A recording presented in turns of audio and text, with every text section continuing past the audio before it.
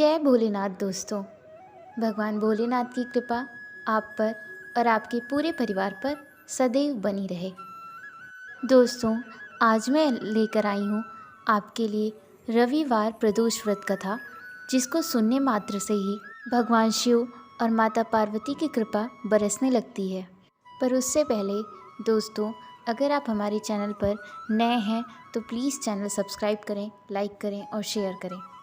दोस्तों, अगर प्रदोष व्रत सोमवार को आए तो उसे सोम प्रदोष व्रत कहते हैं, रविवार को आए तो उसे रवि प्रदोष व्रत कहते हैं, और अगर यही व्रत शनिवार को आए तो उसे शनि प्रदोष व्रत भी कहते हैं। इस हिसाब से जिस वार को भी प्रदोष व्रत है, उसी दिन के हिसाब से हम प्रदोष व्रत कहते हैं। वैसे तो प्रदोष व्रत कोई भी कर सकता है, पर अगर शादी से पहले कोई भी अविवाहित लड़की या लड़का इस व्रत को करता है तो 5 प्रदोष व्रत होते होते उसकी शादी होना निश्चित हो जाता है। इस वजह से अगर आपका शादी तय हो जाती है 5 सोमवार आते आते, तो आपको प्रदोष व्रत के बाद माता पार्वती को चुनरी सहित सारे श्रृंगार का सामान अर्पित करना चाहिए। इस व्रत को कोई भी स्त्री अपने बच्चे के लिए या अपने पति की कामना के लिए या कोई भी अपनी इच्छा पूर्ति के लिए, व्यापार में समृद्धि के लिए, बच्चे की नौकरी के लिए, पति की समृद्धि के लिए, उसके व्यापार में विकास के लिए इस व्रत को कर सकती है।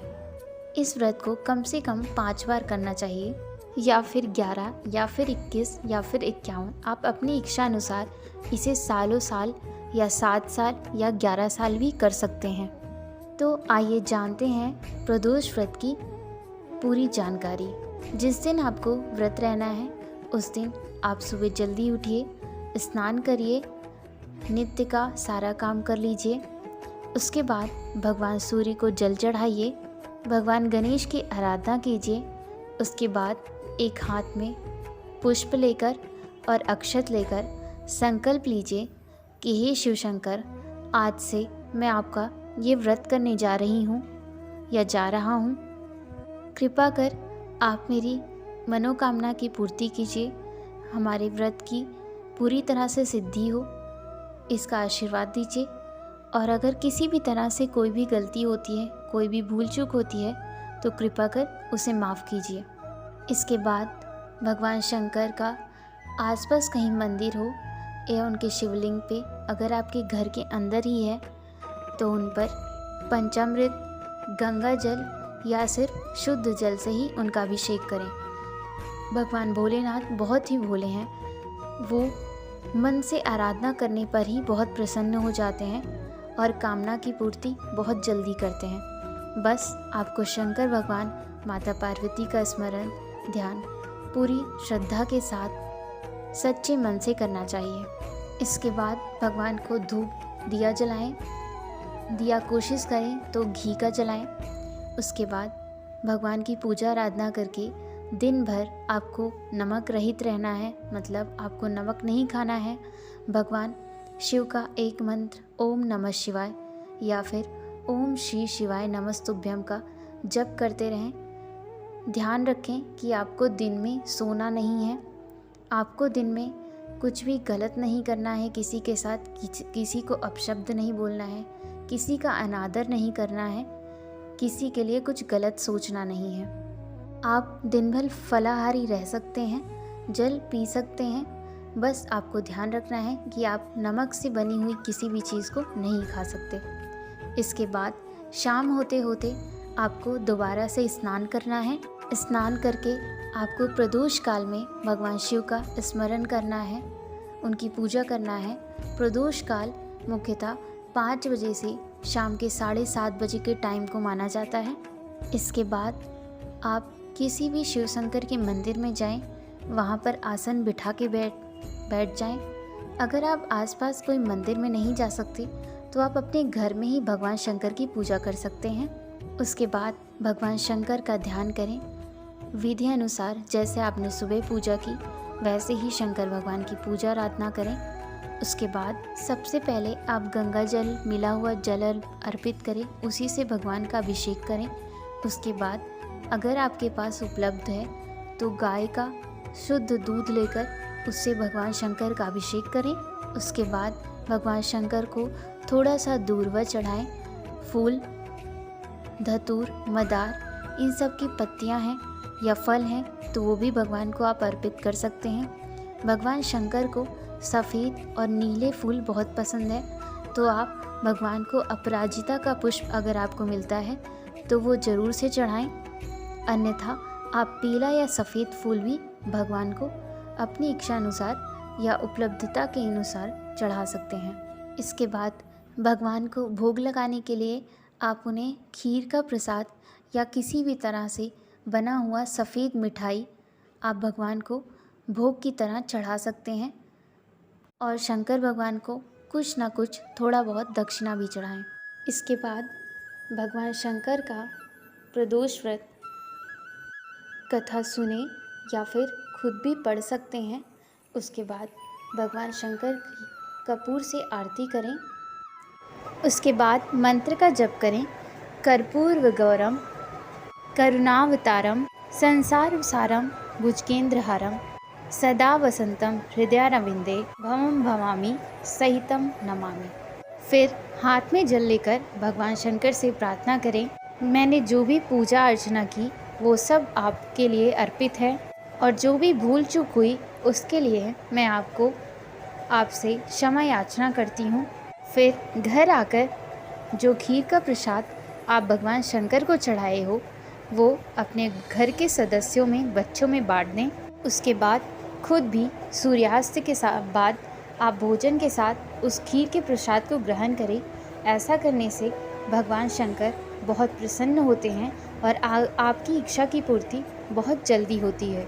रविवार के प्रदोष व्रत से मुख्य रूप से आरोग्यता की प्राप्ति होती है और जिस भी इंसान को स्वास्थ्य से संबंधित कोई भी परेशानी है उसको जल्द ही उस रोग से मुक्ति मिलती है, उस समस्या से निजात मिलता है।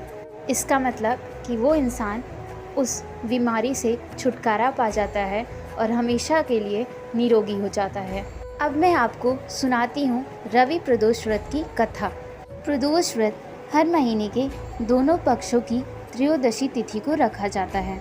जब रविवार के दिन यह व्रत आता है तो इसे रवि प्रदोष व्रत कहा जाता है। शिव भगवान के परम भक्तों के लिए ये दिन बेहद ही खास माना गया है। रवि प्रदोष व्रत कथा के अनुसार एक गांव में अति दीन ब्राह्मण निवास करता था।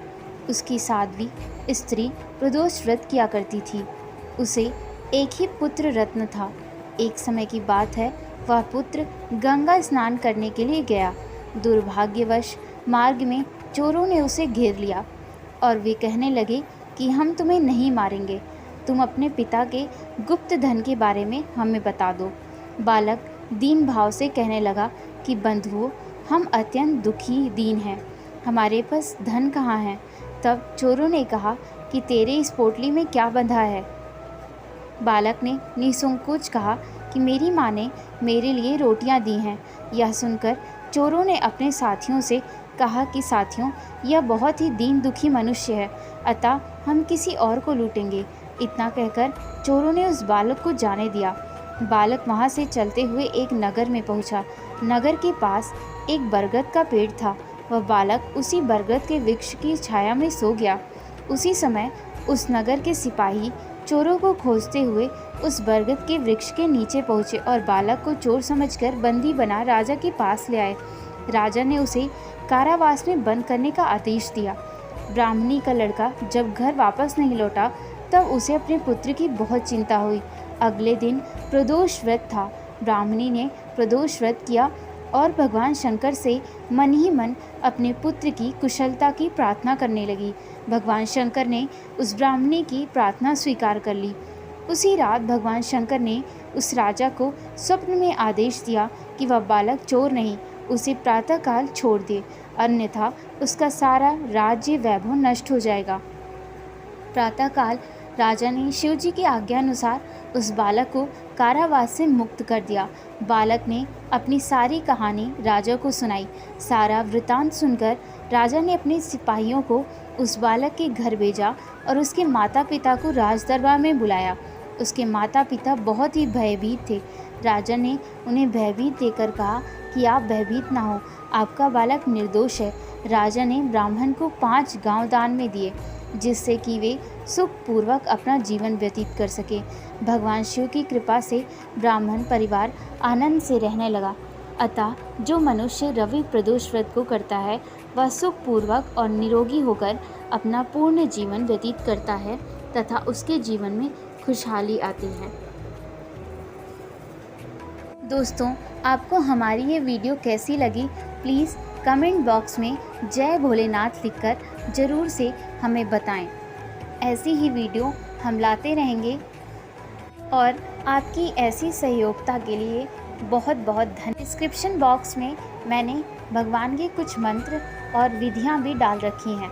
अगर आपको कोई भी परेशानी है तो आप डिस्क्रिप्शन बॉक्स फिर से चेक कर सकते हैं। धन्यवाद।